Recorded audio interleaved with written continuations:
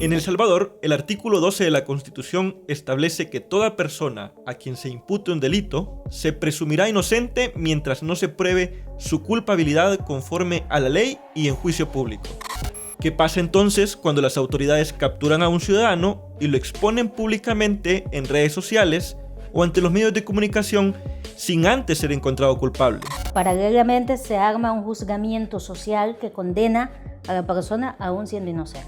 Las palabras de la abogada Lucrecia Landaverde se adaptan a muchos casos de salvadoreños que han sido acusados y expuestos públicamente y respetando su presunción de inocencia y su derecho al debido proceso. En septiembre de 2016, la defensora de derechos humanos Wendy Morales fue acusada de cobrar una extorsión de $150. Ella y su abogada lograron comprobar que el teléfono desde el cual se pidió el dinero ya no era suyo, y la fiscalía retiró la denuncia aceptando que la acusación era falsa. Aún así, estuvo 25 días en prisión por un error en la investigación. Por el error de no reportar un documento, nos preguntábamos, ¿dónde están las personas que están cometiendo estos hechos? ¿Cómo se piensa actuar o qué piensan hacer las instituciones responsables para que estos casos no sigan sucediendo? En junio de 2020, la Cámara de la Segunda Sección del Centro de Cojutepeque declaró inocente a la joven Evelyn Hernández, a quien la Fiscalía había acusado de homicidio agravado contra su bebé tras sufrir un parto extrahospitalario en 2017. Para ese entonces, Evelyn ya tenía 33 meses en la cárcel sin una condena definitiva. Evelyn solo es una de 17 mujeres que actualmente guardan prisión acusadas por asesinar a sus bebés, cuando en varios de sus casos la pérdida de sus hijos fue involuntaria o producida por el deficiente acceso a la salud en el país. Para la abogada Lucrecia Landaverde, en este tipo de casos también tiene mucho que ver la debilidad de instituciones como la Fiscalía General de la República, que en ningún momento actuó para frenar lo que sucedía. La Fiscalía está operando de una manera tan maliciosa, está actuando como una fábrica de delitos. Y esto es una verdad absoluta. Y la fiscal o el fiscal, el que sea persona, estoy hablando de los auxiliares del fiscal general, llevan instrucciones precisas a los casos donde tienen que ganar su caso. Ganar para ellos es privar de libertad a la persona que están procesando, sin importar si esa persona cometió o no el hecho delictivo que le están imputando. Un ejemplo de esto es el caso del futbolista Christopher Ramírez, a quien la Fiscalía presentó el 1 de agosto de este año como miembro de una clica de la Mara Salvatrucha que operaba en la colonia Montserrat de San Salvador. 10 días después, el jugador fue absuelto de los cargos y salió en libertad acusando a la Fiscalía en redes sociales y ante los medios de comunicación de haberle capturado y expuesto como criminal sin tener pruebas.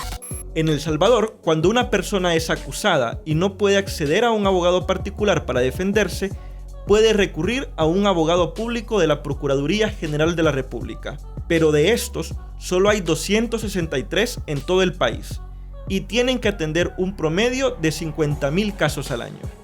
Luisa Corpeño, procuradora adjunta de la Defensa Pública Penal, reconoce que hay una fuerte carga laboral sobre los defensores públicos, pero que están comprometidos con los casos que toman.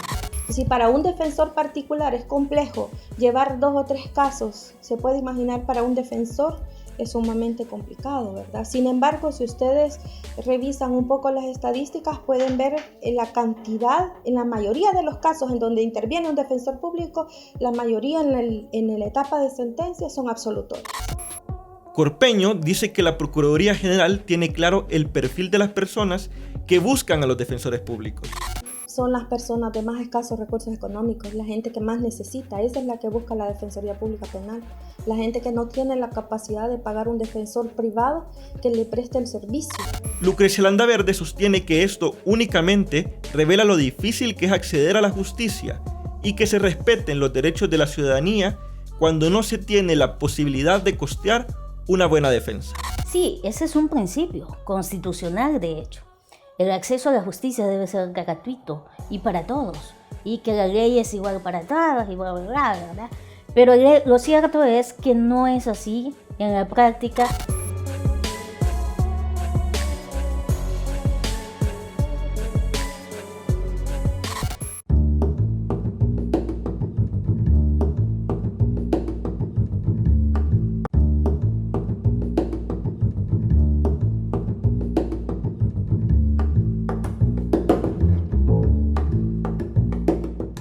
Bueno, estamos en este programa especial de Focos y estamos conversando sobre el derecho a la presunción de inocencia en El Salvador y, por supuesto, las violaciones a los derechos humanos en las que se caen cuando no se cumple este principio de la presunción de inocencia.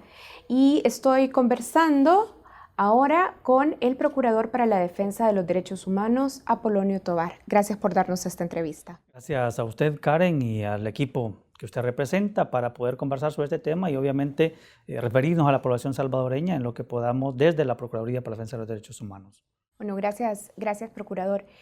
Veamos, el artículo 12 de la Constitución establece el derecho a la presunción de inocencia, pero es común que la Policía Nacional Civil o la Fiscalía General de la República publiquen las imágenes de personas capturadas sin antes ser juzgadas y con esto se promueven muchas veces lo que conocemos como juicios mediáticos.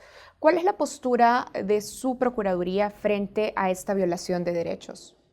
Bueno, quiero decir que estas conductas o actividades se hicieron más comunes en la anterior administración de la Fiscalía General de la República, en donde se publicitaban ciertos casos para darle una relevancia pública, en donde se decía con anterioridad que ya había un juicio público de condena incluso a las personas. Creemos indispensable que se cumpla, tal y como usted lo ha dicho, con el artículo 12 que contiene el principio de presunción de inocencia, pero también es importante que se cumpla con lo que dice el artículo 11, que se refiere a que nadie puede ser encontrado culpable si no es previo juicio respectivo. Es decir, que se le debe garantizar el derecho de audiencia y defensa. Cuando una persona es detenida porque se le atribuye la comisión de un ilícito, esta persona se debe considerar inocente hasta que una autoridad constitucionalmente establecida determine lo contrario.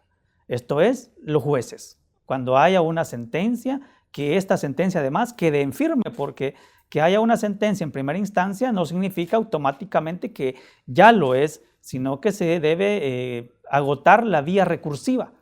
Esto es, hacer uso de los recursos de apelación e incluso casación para que jueces en jerarquía superior revisen esa resolución, revisen los fundamentos, revisen los medios probatorios y con base a eso determinen si la sentencia ha sido pronunciada con los estándares de legalidad, del debido proceso, de la fuente de prueba, de la forma como se ingresaron los medios de prueba, etc., ¿no? Entonces, nos parece que esa posición de evidenciar los casos públicamente sin que antes se haya iniciado un proceso judicial que determine su culpabilidad no es la mejor forma de proceder. Creemos importante que la población se informe y se le comunique sobre las detenciones que hayan, pero debe hacerse de tal forma que se resguarde y se garantice el principio de inocencia. Es decir, se puede hacer información a la población de captura, por ejemplo, de un grupo de personas a quienes se les puede atribuir un ilícito, pero esa comunicación no debe ir encaminada a establecer, sin iniciar el proceso judicial, una culpabilidad anticipada. Ahora, Procurador, relacionado con este tema, por ejemplo, en febrero de este año, el Grupo de Trabajo de Naciones Unidas sobre Detención Arbitraria se pronunció por la detención de 19 mujeres criminalizadas tras sufrir emergencias obstétricas. El grupo señala que al menos 3 de estas mujeres fueron privadas de libertad estando bajo graves condiciones de salud. Desde su posición como procurador, ¿qué está fallando en este tipo de casos donde parece existir una persecución de la Fiscalía General de la República? Mire, la Fiscalía en su mandato constitucional tiene por facultad la investigación del delito. En la investigación del delito debe privar también la conservación de las fuentes de prueba que luego se convierten en el medio de prueba para acreditar una afirmación o en su defecto para desacreditar la afirmación que se esté planteando. En el caso particular de las mujeres que fueron detenidas por sufrir violencia obstétrica, esta Procuraduría ha emitido una serie de recomendables o recomendaciones más bien, en las que ha dicho que se debe privar el principio a la dignidad humana. Es decir, Son personas que tuvieron emergencias obstétricas, que estaban en una condición de salud complicada o difícil, y que eso debe privar, ¿verdad? Eso debe privar porque es parte de la dignidad humana, es parte de hacer operativo lo que el artículo 1 de la Constitución establece al decir que la actividad del Estado debe tener como fin último al ser humano. Entonces, nos parece que en esos casos debe haber la adopción de medidas más adecuadas. Deben procurarse medidas que garanticen la dignidad humana sin que ello implique la afectación a la fuente de prueba por los hechos que eventualmente pudiesen atribuírseles. Ahora, pero ¿por qué comete estas violaciones de principios la Fiscalía General de la República? ¿Cómo lo explica usted? Mire, nosotros hemos venido en la institución, y la historia de la institución ha sido de esa forma, en tener una línea de trabajo encaminada a generar sensibilización en los operadores de justicia, para que comprendamos que el accionar del todo funcionario también debe estar enmarcado dentro del ámbito de los derechos humanos. La sensibilización del operador de justicia ha sido una tarea que ha quedado inconclusa. Hay muchos operadores de justicia que no se identifican con las dificultades que esté sufriendo en un momento determinado un ciudadano o un usuario o una usuaria. Entonces me parece a mí que puede ser que en Fiscalía, si es que se está cometiendo desde ahí la instrucción, o puede ser que también esté ocurriendo desde la Policía Nacional Civil, porque la Policía Nacional se convierte en el agente auxiliar, ¿verdad?, para la investigación en relación a la Fiscalía. Lo que está haciendo falta ahí es la conclusión de un proceso formativo de sensibilización en derechos humanos para que comprendan el contexto en el que se encuentran en el particular, para que tomen una medida más apropiada y que no afecte derechos sustanciales, como poner en riesgo la vida, a consecuencia de una atención en salud. Procurador, cuando dice operadores de justicia, ¿se está refiriendo a la Fiscalía? Nos entendemos, referimos a la Fiscalía, la Policía, órgano judicial, PGR, nosotros mismos como PDH, nos incluimos en todo esto, Ministerio de Justicia. Ahora, Procurador, usted dice, bueno, parte del diagnóstico, digamos, de los problemas, de las fallas que hay, es que falta sensibilización, falta empatía de los operadores de justicia, pero en Focos también hemos investigado otros casos donde los acusados están denunciando malos procedimientos.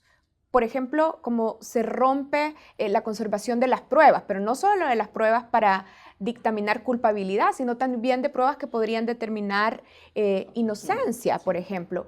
Ahora, ¿quién entonces debe controlar y auditar a la Fiscalía General de la República para garantizar la verdad y la justicia en los procesos de investigación?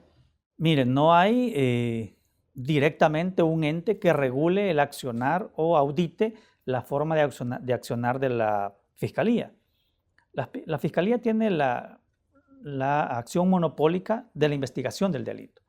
Para ello se auxilia de la Policía Nacional Civil, que operativiza en muchas veces las diligencias de investigación.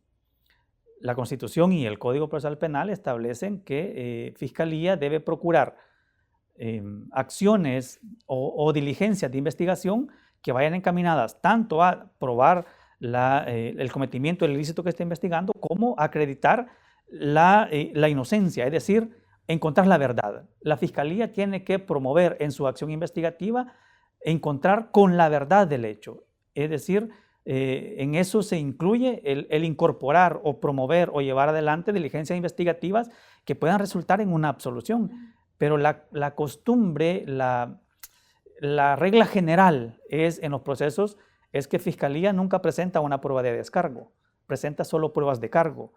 Y la acción investigativa es encaminada a encontrar la verdad, más allá que la prueba sea una que conlleve a encontrar culpabilidad o inocencia. Entonces me parece que hay quizá desde Fiscalía un accionar que se está alejando un poco de la finalidad de encontrar la verdad. En materia procesal, en materia judicial, lo que se busca es obtener la verdad de los hechos que se investigan. Pero, Procurador, cuando la Fiscalía falla en estas diligencias de investigación, y falla, digo, no simplemente, vamos a decir, por falta de empatía, como usted lo decía, sino cuando parece que hay un proceso deliberado negligente, vamos a decir, en estos procesos de investigación, ¿quién controla a la Fiscalía? Pues en el ordenamiento jurídico no existe un ente que tenga facultad de regular o controlar a la Fiscalía. Si queremos verlo como un mecanismo de control, el control que se ejerce sobre la actuación de Fiscalía y de Policía en la investigación de un delito, la realizan los jueces.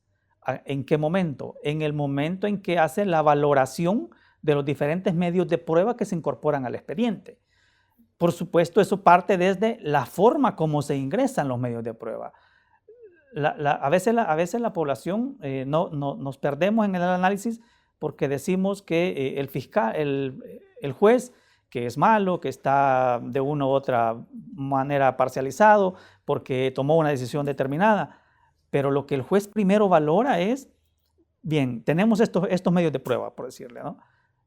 ¿Cómo fueron ingresados? Porque el código regula formas para ingresar, requisitos para ingresar los medios de prueba. Como un protocolo que tiene un médico. El médico para pasar consulta, primero le toman la temperatura, luego le toman el peso y luego pasa a la consulta. Entonces así es el proceso judicial. Hay etapas que deben respetarse o protocolos que deben respetarse. Entonces cuando un medio de prueba es incorporado y es incorporado de manera ilegal, no se analiza. Y no es culpa del juez. Es porque las partes no han sabido incorporarlo de manera oportuna. Y entonces, en esa medida, el juez, digamos, se pronuncia sobre el proceso de investigación que le ha llevado a la Fiscalía. Porque vea, también el medio de prueba, la prueba como tal tiene un origen, que es lo que se conoce en doctrina como la fuente de la prueba. Esto es de dónde se origina o cómo se origina. Entonces, en estos casos, la Fiscalía, en auxilio con la Policía Nacional Civil, son los que obtienen los medios de prueba. Una entrevista, una inspección en el lugar, ¿verdad? Esa es la fuente de prueba. Ahora, cuando ya está en el proceso, se convierte en el medio de prueba. ¿Cómo lo incorporamos al proceso? Debe ser por el mecanismo adecuado. Si no se incorporó legalmente o de una forma que la ley prevé, entonces el juez se queda sin herramienta. Y que digamos que si quisiéramos encontrarle un control entonces al accionar de Fiscalía en el proceso investigativo, sería en el momento en que el juez toma una decisión sobre la base de la prueba que tiene admitida de una manera legal. Ahora, procurador, especialistas que consultamos en Focus dentro de este proyecto de investigación nos dicen que la Fiscalía y la Policía piensan más en estadísticas más que en resolver los casos. Desde su experiencia, ¿qué motiva este comportamiento de la Fiscalía y de la Policía?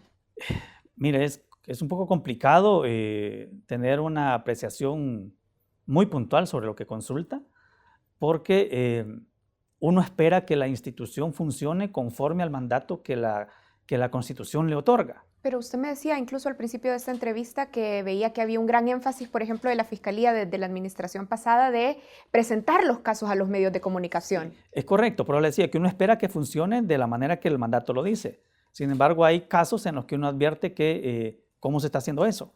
El caso de la presentación de los casos de corrupción, por ejemplo. A mí me parece sano que la población conozca que se está investigando esos casos. Me parece muy sano que se diga que se está investigando a X, Y o Z persona. Pero no me parece sano que a priori se haga una valoración de culpabilidad para que haya una sentencia, digamos, desde la sociedad, cuando el ente rector, la autoridad constitucionalmente configurada para ello, ni siquiera ha llegado a conocer porque no ha llegado la demanda o no ha estado en análisis todavía la denuncia en sede judicial. Entonces, creo yo que es más encaminada las ideas a evidenciar trabajo, ¿verdad? A posicionar una figura, a tomar relevancia como personas en algunos casos, en donde yo he dicho que al final del día lo que debe imperar en el accionar de todo funcionario es el funcionamiento de la institución y no de personas, porque las personas venimos y vamos. Bien, procurador, el informe de derechos humanos del IDUCA del año 2019 revela que entre 2016 y septiembre de 2019 hubo 6.983 personas que pasaron más de año y medio en detención provisional para luego ser absueltas porque finalmente se encontró que eran inocentes. ¿Cuáles deben ser las medidas del Estado para resarcir a estas personas? Mire, yo en esto que aprovecho la pregunta, hemos estudiado en el derecho penal, yo no soy no soy, digamos, experto o especialista en derecho penal, pero básico sí que lo conocemos, y se nos dijo siempre que en el proceso penal existen diferentes medidas alternativas a la privación, a la detención provisional, y que la detención provisional como tal es la última ratio, es decir, no hay otras alternativas como el arresto domiciliar, como no salir del país, como no realizar tantas que otras que el Código Procesal Penal establece. Sin embargo, yo creo que en El Salvador, desde hace un tiempo para acá, la regla general se convierte en excepción y la excepción en la generalidad. Y parece ser que todos los casos, o la mayoría de los casos, son tramitados, sustanciados bajo la medida cautelar de la detención provisional. Entonces, eso ha saturado de alguna manera Bartolinas, centros penales, y también provoca lo que usted dice, que estén personas detenidas de manera provisional y luego de 1 año y medio, cuando se advierte de la investigación que no hay ningún elemento sustentable para su acusación, se ponen en libertad. Entonces me parece que desde ahí quizás El Salvador debería tener un rumbo diferente, encaminarse a un rumbo diferente para hacer análisis más complejos cuando se presentan los casos, lo que no significa impunidad. Bien. Lo que no quiero insinuar impunidad por ningún motivo. Procurador, vamos a hacer una pausa aquí y vamos a continuar hablando sobre las medidas de resarcimiento que podría aplicar el Estado salvadoreño en estos casos. Hacemos una pausa y ya regresamos en esta entrevista.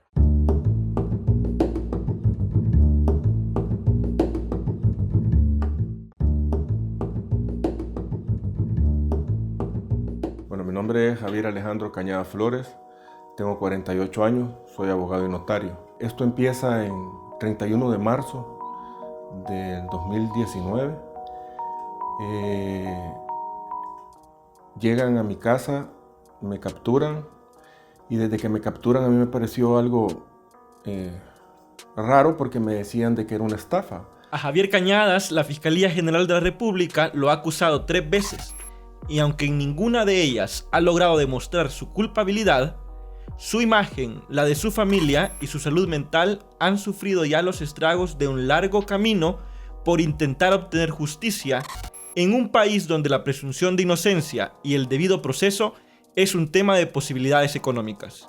Cuando ya me llevaban en la patrulla, primero le quitaron $20 a mi papá cuando llega la policía y le dice que es para la comida, y mentira, pues, o sea, no me iban a llevar a comer, ¿verdad?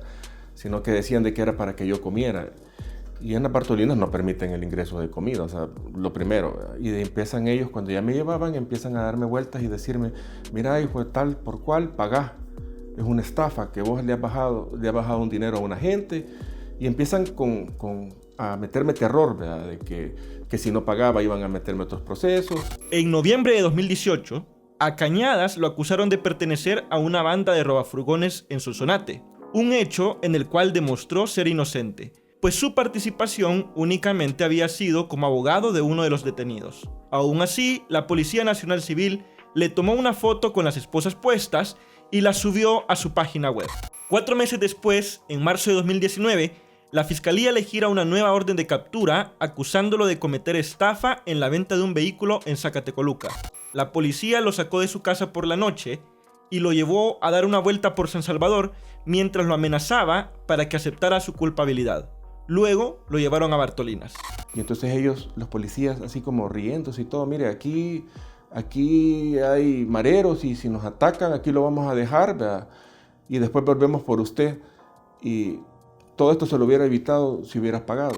Durante el proceso judicial en Zacatecoluca, la víctima dice que vio a Cañadas en internet a través de la foto que la PNC había publicado un año antes. Y la Fiscalía lo acusa como estafador, a pesar que en el contrato de compraventa del auto, la fotografía, los datos y la firma del vendedor eran diferentes. Empieza mi calvario, ¿verdad? Porque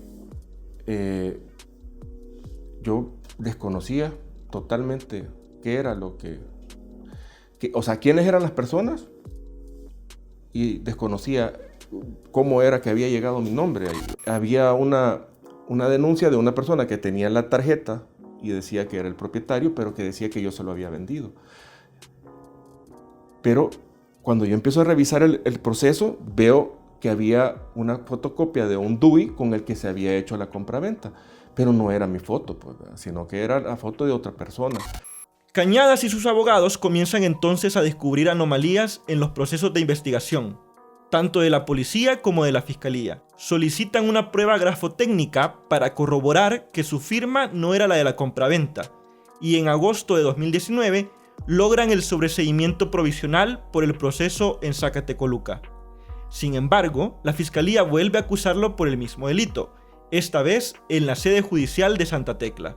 El mismo investigador, Aldo Portillo, me lee otra administrativa de otro caso, en las mismas circunstancias, los mismos hechos, solo que con diferentes nombres de víctimas.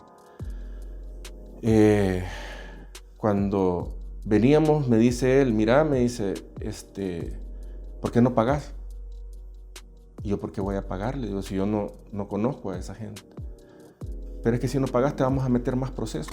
En este nuevo proceso, Cañadas y su abogado señalan que la foto del DUI de quien vendió el auto es diferente a la de él, y que además la fiscalía ha perdido un álbum fotográfico del día en el que se dio la supuesta estafa. Todo lo han denunciado a Auditoría Fiscal para que se revise el proceso. Focos pidió una entrevista con el jefe de Auditoría Fiscal, Osmin Marroquín, y con Lucrecia Padilla, jefa de la Unidad Especializada de Hurto y Robo de Vehículos de la Fiscalía General de la República, para conocer su versión sobre las anomalías que denuncia Cañadas. Pero ninguno de los dos aceptó la invitación. Para tomar esta decisión de venir a darle la entrevista y denunciar esto públicamente, fui advertido, ¿verdad? De que en la fiscalía pueden tomar represalias contra mí. Aún con todas las irregularidades, su proceso en el Centro Judicial de Santa Tecla ha pasado a fase de juicio oral. El 16 de septiembre, en la audiencia de presentación de pruebas, Focos buscó hablar con el fiscal del caso, Reni Nieto, pero tampoco quiso dar declaraciones. Solo habló el abogado de Cañadas, Fernando Meneses. El lugar donde se dio la estafa, habían 5 cámaras de videovigilancia que el día de los hechos ellos guardaron los videos.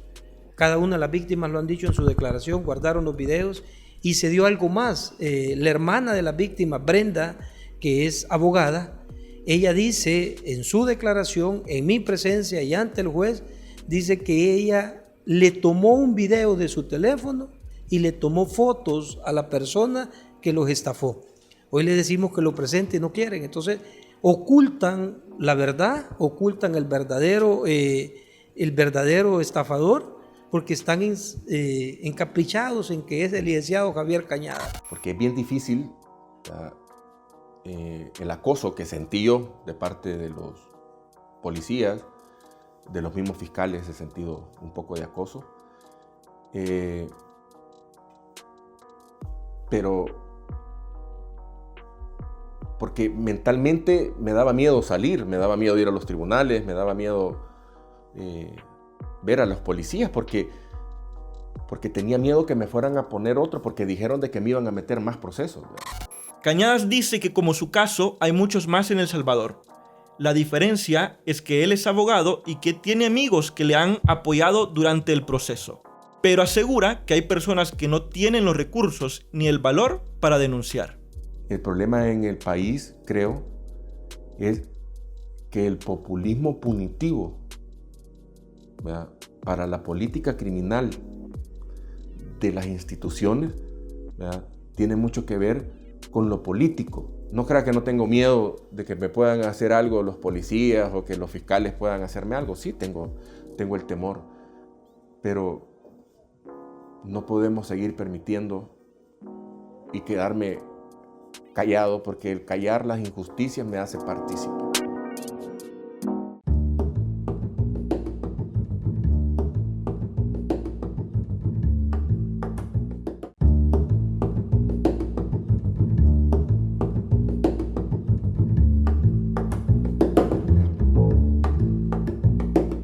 Continuamos en esta entrevista, estamos en el edificio de la Procuraduría para la Defensa de los Derechos Humanos en San Salvador y estamos conversando con el procurador Apolonio Tovar. Procurador, ya en el bloque anterior usted decía que este enfoque de utilizar siempre la medida de detención provisional además ha causado hacinamiento en Bartolinas, por ejemplo, pero al final lo que tenemos es una situación donde se comprueba que estas personas son inocentes, pero han pasado 1 año y medio de sus vidas en detención provisional en Bartolinas. ¿Qué medidas de resarcimiento o de alivio debería de ofrecer el Estado salvadoreño? Bueno, antes de eso yo quiero sustentar lo que antes he dicho también en el informe preliminar que la CICDH presentó el 2019 en su Visiting Loco El Salvador. En su apartado de personas privadas de libertad hace un énfasis en que la saturación o el hacinamiento observado en cárceles, en centros penales y Bartolinas se debe en parte a la aplicación excesiva, digamos, de la detención provisional como medida alternativa, ¿no? Vea, en cuestión de medidas de reparación no hay un catálogo en ninguna normativa que establezca qué debe hacerse. Pero sí es importante que el Estado reconozca el daño que le ha causado a las personas, porque es el Estado, a través de las diferentes instituciones, quien genera el daño cuando se inicia un proceso judicial que no tiene ningún elemento sustentable en el tiempo, ni que no se tiene desde que se inicia el mismo, que conlleve a una segura determinación de responsabilidad. Entonces las medidas pueden variar desde, por ejemplo, una prestación económica, que es el caso que se está discutiendo en el caso de las víctimas del conflicto armado, situaciones de reconocimiento público, de decir nos equivocamos, porque es de humanos errar, ¿verdad? Y es de humanos corregir también y aceptar el error. También pudiésemos estar hablando de, como una medida de corrección al futuro, del compromiso de adoptar cambios en el sistema o en la forma de accionar, de generar compromisos para mejorar los procesos investigativos, en que no implique una afectación a las personas sin que haya una convicción fuerte, por lo menos, del hecho que se le atribuye, ¿no? ¿Y usted dónde cree que viene esta preferencia, voy a decir, del sistema de justicia salvadoreño por buscar siempre como primera medida la detención?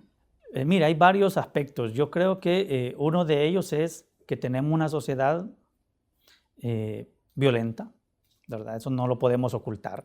Tenemos una sociedad con índices de violencia altos. Lamentablemente, habemos muchos funcionarios que profundizamos esa violencia en lugar de minimizarla. Tenemos la real existencia de grupos pandilleriles que la Sala Constitucional ha declarado como grupos terroristas. Entonces, la existencia de todos esos elementos en sociedad, de alguna manera, limitan en el órgano judicial que se tomen decisiones encaminados a utilizar más las medidas alternativas a la privación de libertad, por el temor de poner en libertad a una persona que la sociedad tilda de o estigmatiza a. Entonces, eso creo yo que es una de las situaciones que puede estar influyendo. Y lo otro es, hay que decir las cosas tal cual, lo otro es la comodidad, la falta de un análisis profundo, serio, responsable, desde el momento en que se inicia una investigación hasta el momento que se toma la primera decisión ya en el ámbito judicial. Ahora, la Sala de lo Constitucional ya ha dictado medidas que deberían de orientar al Estado salvadoreño a disminuir el hacinamiento en el sistema carcelario salvadoreño. ¿Considera que hasta hoy los gobiernos de turno han cumplido con estas normas, con este ordenamiento constitucional? Me parece que no, porque el número de personas privadas de libertad continúa alto. La población que está en centros penales sigue sobrepoblada. Con frecuencia se advierte de Bartolinas en sedes policiales que están saturadas. Entonces, quizás no se está cumpliendo eso, ¿no? No es solo culpa de los gobiernos, me parece a mí. Es también producto de esa sociedad convulsionada que tenemos, ¿verdad? También creo que la población debe asumir un rol de convivencia un poco más pacífica. Después de los acuerdos de paz, lamentablemente, la violencia social se ha aumentado Y creo que en eso tenemos responsabilidad todos los ciudadanos, desde el momento que no respetamos un parqueo, nos discutimos por un parqueo, nos discutimos por quién llegó primero a la tienda, por quién va a pasar primero a la caja, nos discutimos en una cola que se está haciendo para la compra de alimentos, de medicamentos. Entonces, todas esas cosas sumadas, más la tensión de una pandemia como la que ahora tenemos, sumada a los problemas personales que andamos llevando, juntas hacen explotar esa violencia que tenemos, ¿no?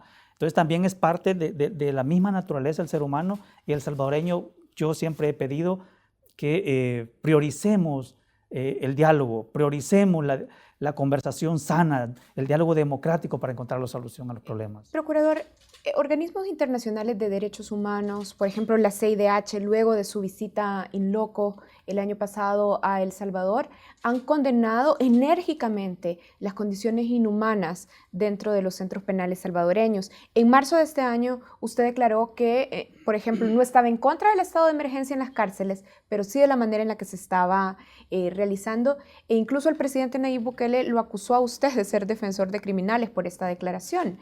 ¿La administración Bukele garantiza el respeto de los derechos humanos en las cárceles salvadoreñas? Mire, lamentablemente la administración del señor Nayib Bukele, yo he dicho la semana pasada que no está comprometida con el respeto de los derechos humanos.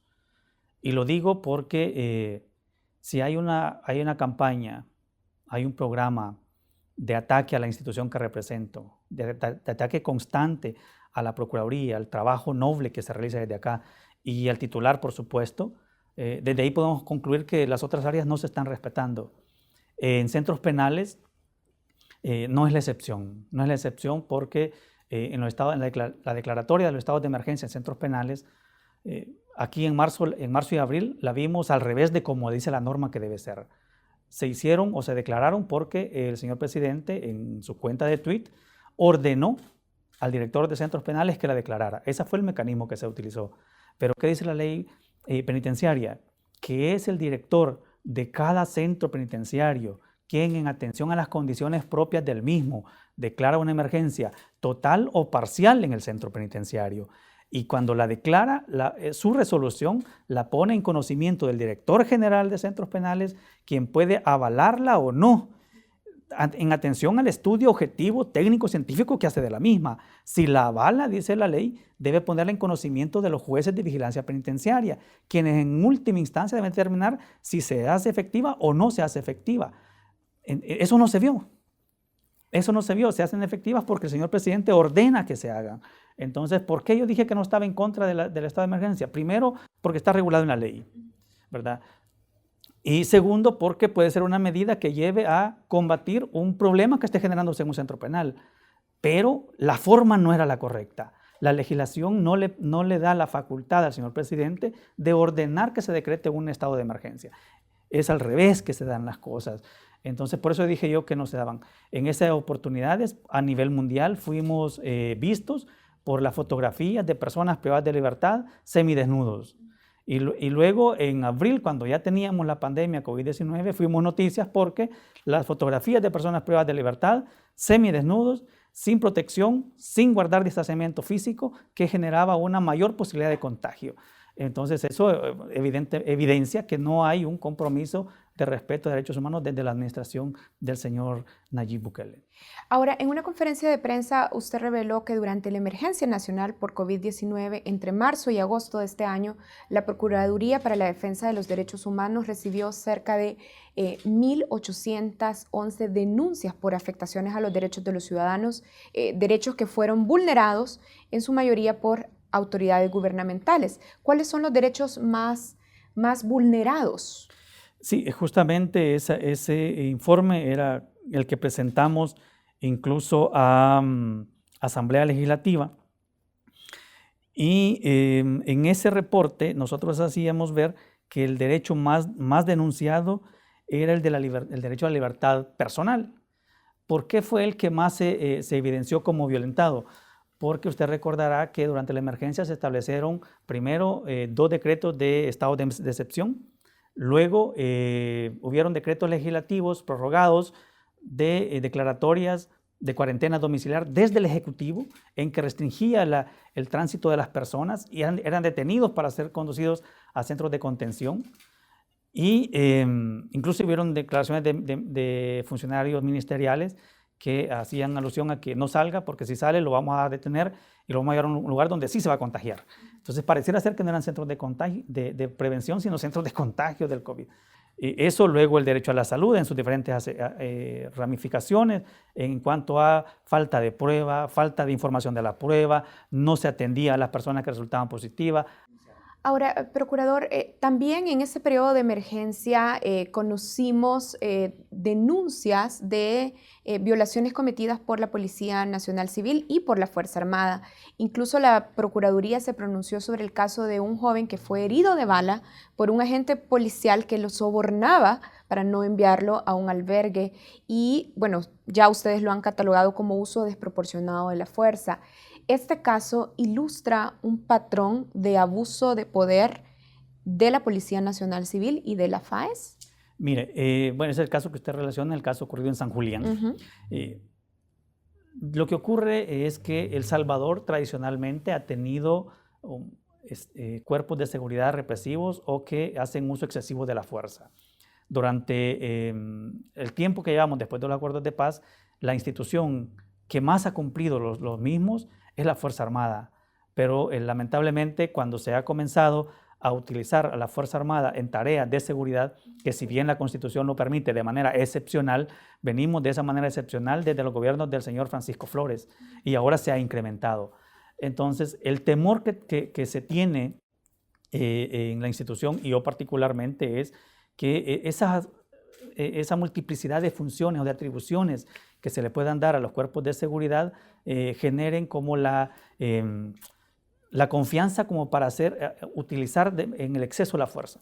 Por ejemplo, usted recuerda una cadena nacional en la que se dijo que se autorizaba incluso el uso letal de la fuerza.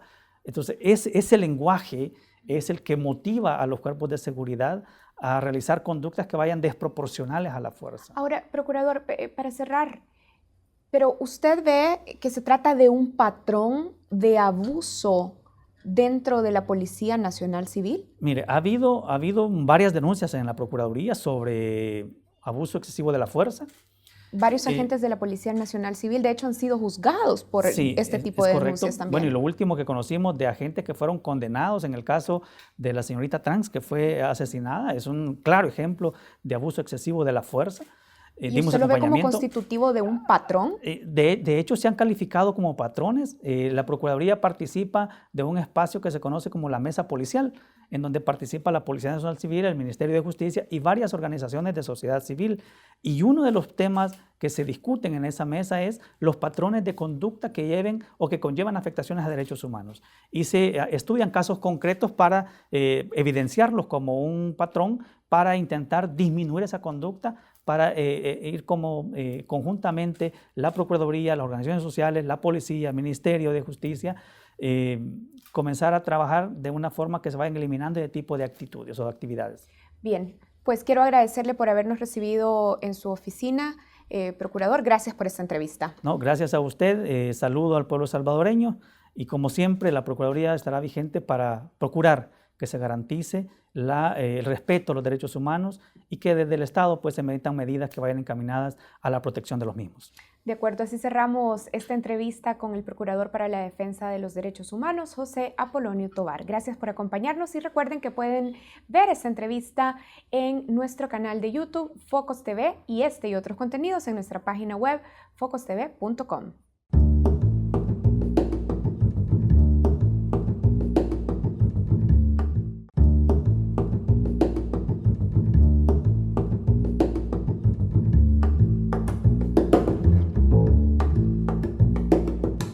Bienvenidos al espacio internacional de Focos.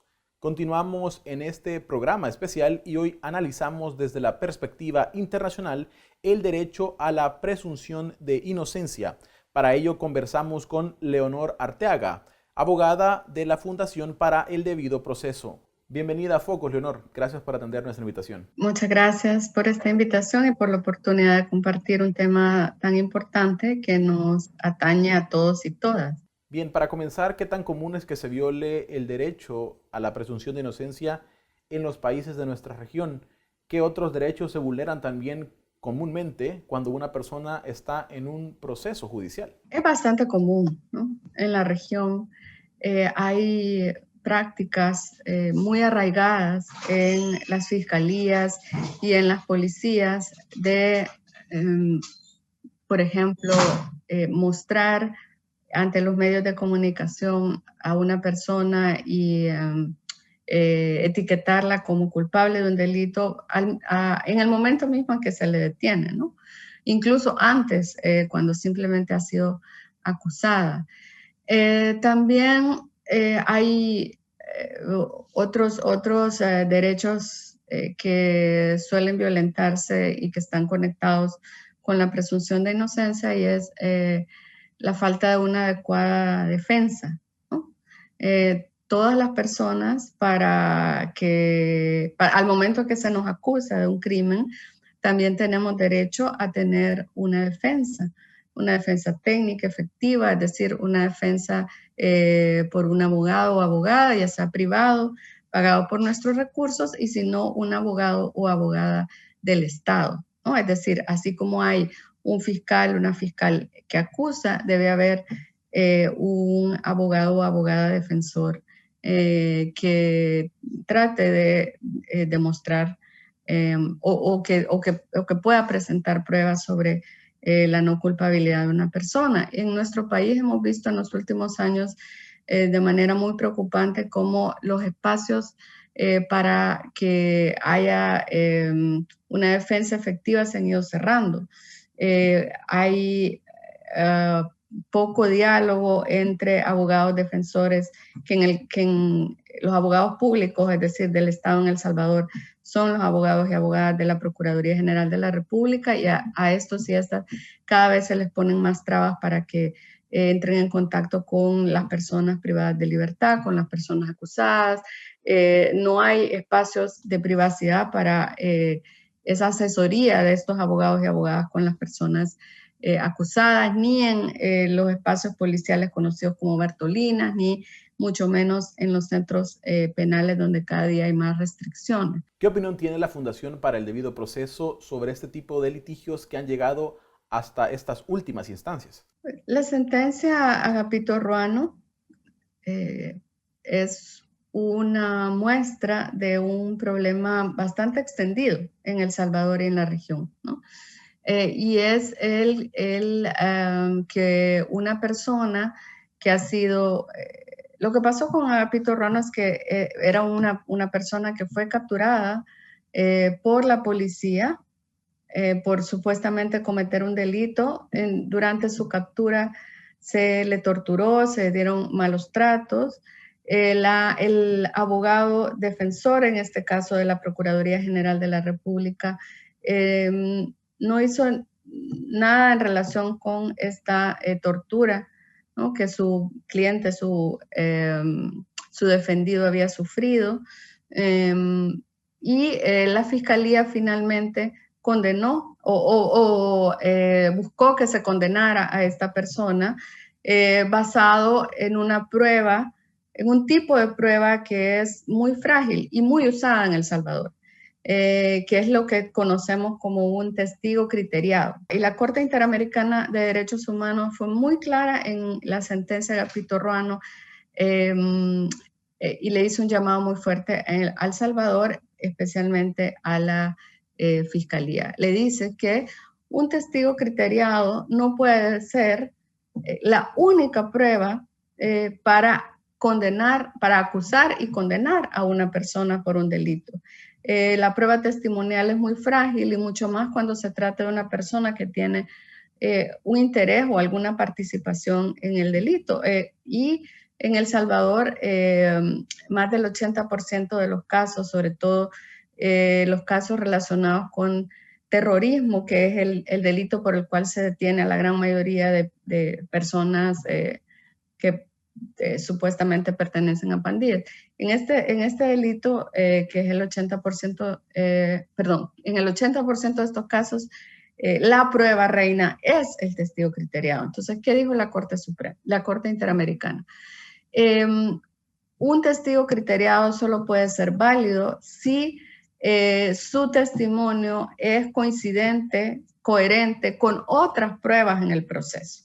Es decir, si hay más elementos dentro de un proceso penal que corroboran, ¿no?, lo que este testigo criteriado está diciendo, entonces su testimonio puede ser válido. De lo contrario, condenar a una persona solo por lo que señaló alguien que también está involucrado en el delito y que está buscando librarse de responsabilidad no es válido. Bien, y finalmente, en El Salvador es común que instituciones como la Fiscalía y la Policía publiquen en redes sociales fotos de los capturados y los acusados de delitos. También ocurre esto en otros países, y si se violan leyes o normativas al hacerlo. Si es así, ¿cuáles? Esta también es una práctica muy extendida en toda América Latina. Las autoridades tratan de mostrar efectividad, de dar una idea de efectividad presentando a las personas que han sido capturadas, ¿no? Y cuando estas personas son liberadas, se genera una sensación de inseguridad, de fracaso, y hay muchos reclamos, ¿no? Por lo cual defender que los procesos deben darse respetando garantías de presunción de inocencia es un tema poco popular, ¿no? Contracorriente. Pero ¿qué pasa? Bueno, el reclamo ciudadano porque haya justicia es válido, es válido. Todas las personas tienen, digamos, tienen el legítimo derecho de reclamar que las instituciones de justicia funcionen. Pero ¿qué pasa? Primero que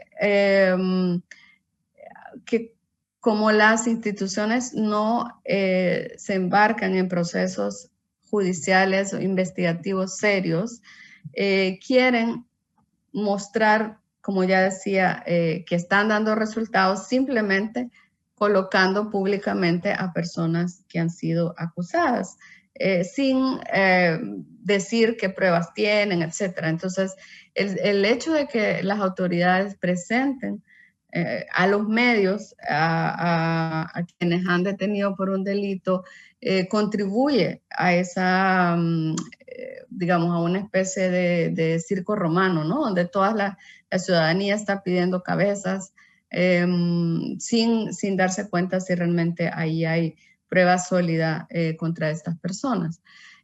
Por otro lado, también hay mensajes desde el más alto nivel, a veces de funcionarios de gobierno, en esa misma lógica, ¿no? Acusando a los jueces por liberar personas y diciendo que estos y estas son responsables de la criminalidad, cuando en realidad la criminalidad obedece a múltiples factores. Entonces, es importante que la ciudadanía sepa que no es correcto presentar mediáticamente, públicamente a una persona como culpable solo porque ha sido detenida, porque sigue siendo inocente por ley. Y segundo, que no siempre que se libera a una persona por un delito es simplemente porque los jueces están favoreciendo la criminalidad, sino que muchas veces tiene que ver con que las pruebas y las investigaciones son débiles y no se han llevado a cabo, digamos, usando, por ejemplo, pruebas científicas y todas las pruebas que con solidez podrían determinar realmente si una persona es culpable o no. Bien, muchísimas gracias, Leonor. Gracias por acompañarnos. Muchas gracias a ustedes por la invitación. Un saludo a todos y todas. Bien, así concluimos nuestro espacio internacional y así también cerramos esta emisión especial de Focos. Para poder verla, puedes ir a focostv.com. Gracias por acompañarnos y buenas noches.